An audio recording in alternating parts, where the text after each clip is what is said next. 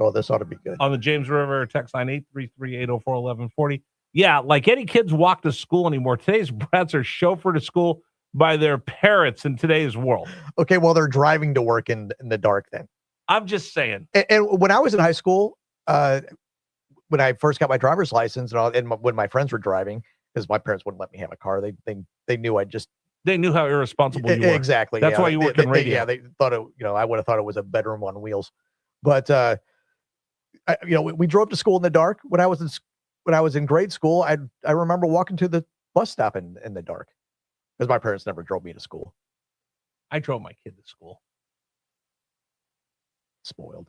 He went to like the bougiest school. Well, see, both my parents had 9-to-5 jobs, so they weren't able to drive us to school. They were on their way to work by then. When I got my license, I had to drive my sister to school, to junior high. So I'd drop her at junior high, and then I'd drive myself to school. My little brother, Mark, lived like 2 blocks away from the school, but it was on the way. And my parents made me drop him off at his school. Like, he could walk 2 blocks. I remember when I was in middle school, I used to walk to school all the time because it wasn't very far. It was maybe 4 or 5 blocks away. I walked to high school when I was a freshman, sophomore, or I rode my bike to football practice.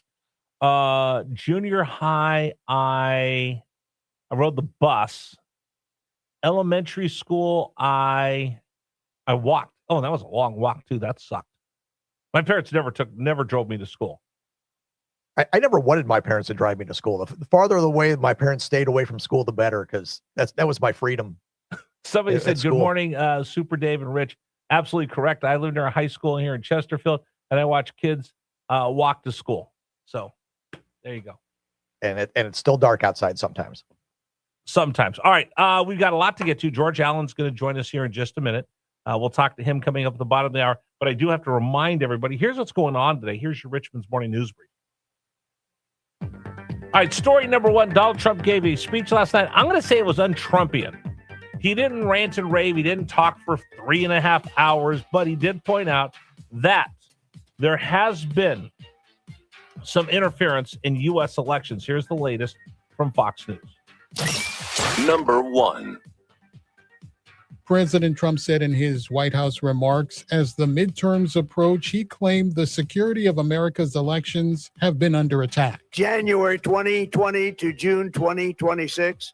This is a cyber threat aimed at the very heart of our democracy. Documents now on the White House website or what he says proves this. But Senate Minority Leader Chuck Schumer said Trump's plan was to cast doubt in voters' minds before November. Rig the midterm elections in his favor, knowing massive losses are otherwise inevitable. The president, in his speech, said the Save America Act, with its election reforms, can restore voting integrity. Gernal Scott, Fox News. Do you notice the intellectual dishonesty? Donald Trump said that it's been a full court press by China, gathering information about United States citizens. Pointed out there are 250,000 people they found so far on the voter rolls that are not citizens. So instead of addressing that, Chuck Schumer goes, well, he's only doing this because he knows he's going to get his tail kicked in the midterms and he's trying to. Seriously? That's why we have such gridlock in D.C., because we don't talk to each other. We're just, let me get you the next soundbite. I'll tell you this. People are having to go through this, and that's why I said this yesterday. Donald Trump's going to throw this out there and just put all our business out in the street. He better be right, and we better be able to come away with things that are actionable, things we can all agree on. If not, you're going to get more Chuck Schumer than anything else. All right, that's the first big story of the day. Story number 2, the United States and Iran. This is now bubbling up even more. Here's the latest from Fox News on that story. Number 2. Getting at 2 p.m. Eastern Time, U.S. jets and warships launched another wave of strikes against Iran following a return of major combat operations last week. Over the past 3 days, Iran has not attacked any commercial vessels transiting the Strait of Hormuz, though traffic has slowed. The White House relaunched the air campaign in response to the regime's previous attacks on shipping. President Trump is not going to sit by and allow these active acts of terrorism to take place in the Strait without ensuring Iran pays consequences for that, and that's what we are witnessing right now. Iran's response to the American airstrikes, attacks against Iraq, Bahrain, Jordan, and Kuwait, where the Kuwaiti army says it shot down 32 drones today. And again, the way I see it was the U.S. wants to make sure that Iran never gets a nuke.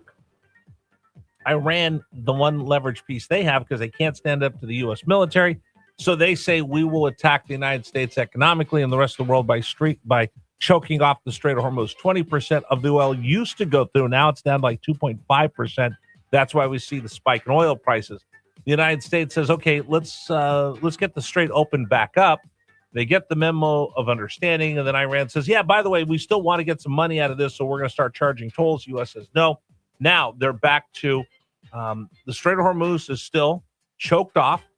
The rest of the world oil supply has found other ways to get around, so you're not seeing the immediate spike that you saw back in February. And now Iran knows that they can't go toe-to-toe with the U.S. Navy in the Strait, so they're attacking the rest of the countries in the Middle East, their neighbors, hoping that this bubbles up and they escalate this to de-escalate it. Remember what I told you about Russian military doctrine?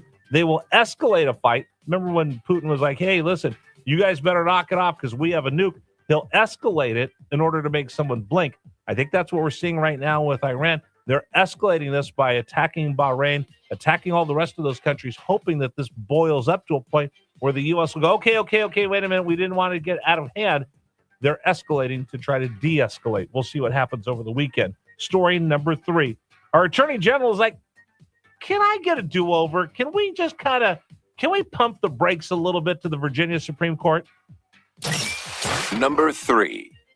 All right. So Jay Jones has to defend the Commonwealth of Virginia from a bunch of different lawsuits. 4 total. There's more coming, and the DOJ and the feds have another court case coming in against the gun laws passed by the General Assembly and signed by Governor Spanberger. He tried to get them all in one big court case, put them all together, take them to the Virginia Supreme Court. Meanwhile, the U.S. Supreme Court is also going to hear similar type of gun law cases, but not necessarily Virginians.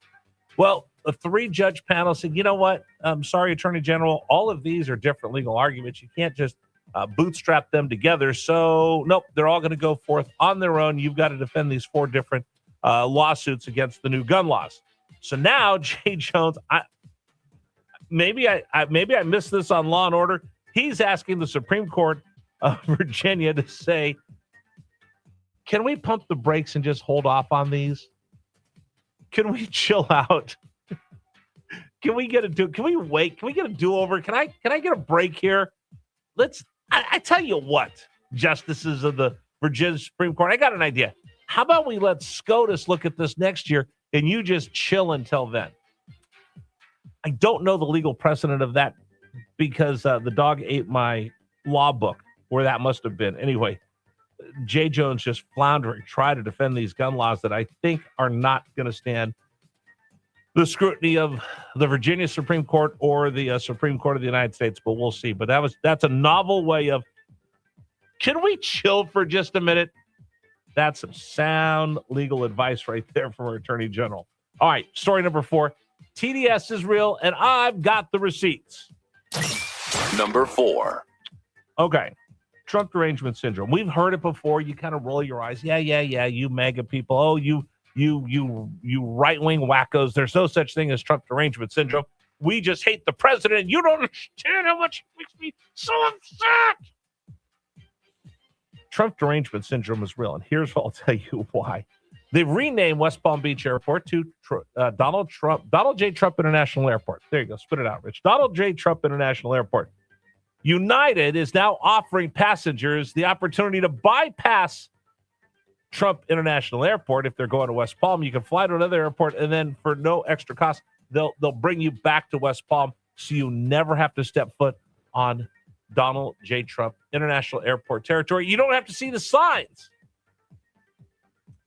That's Trump derangement syndrome. Are you going to offer the same thing at Reagan or Bush down in Houston, the airport, Norman Mineta Airport? That Norman Netta. It drives me so crazy. I can't fly to San Jose, California for that. John Wayne International Airport. Oh, John Wayne and his cowboy movies. I hate cowboy movies. I need to not be at that airport as well. 1 minute. Logic says Trump derangement syndrome is real. Oh, finally, I got time for this one story. Didn't get to this in the 6 o'clock hour, but I have time for right now. Have you seen all the controversy about the Blue Angels? They did an air show, and they got really, really close to the crowd. Number 5.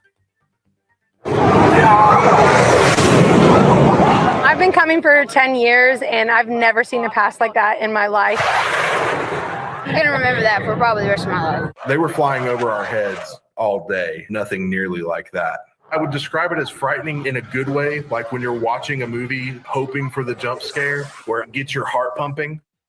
So the Blue Angels, I believe this was in Pensacola, where their headquarters were doing an air show, and they did a low pass over the crowd, and it was so close you could actually see the aircraft.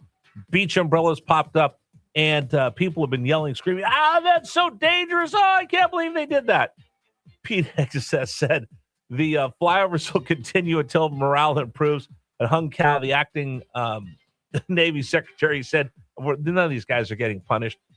I don't know. If I go see the Blue Angels, I want to see them up close. I remember when I lived in San Francisco, they do an air show every year there, and I would go up on top of my building, Dave, and when they were doing some of their flyovers, you can actually see the visor and the glint off of the visor with my bare eyes as they flew over the top of my apartment building. I love going to those air shows. Yeah, I absolutely love it. Did you hear all those people? Not one of those people complained, but all these Karens. I can't believe they got that. I would have thought it was great. That's an experience. Well, I mean, when we saw I missed the Blue Angels in DC. I saw the Thunderbirds, and you just hear that. That's American freedom right there. That's awesome. Good for you, Pete Hegseth. All right, we'll continue with you here on News Radio WRVA. Coming up, we'll talk with Governor Allen. Let me remind everybody that our show today is brought to you by Pearson Signature Dealerships. All right? Here's what I can tell you. They promise to take care of you before you walk in the door with that Pearson Promises.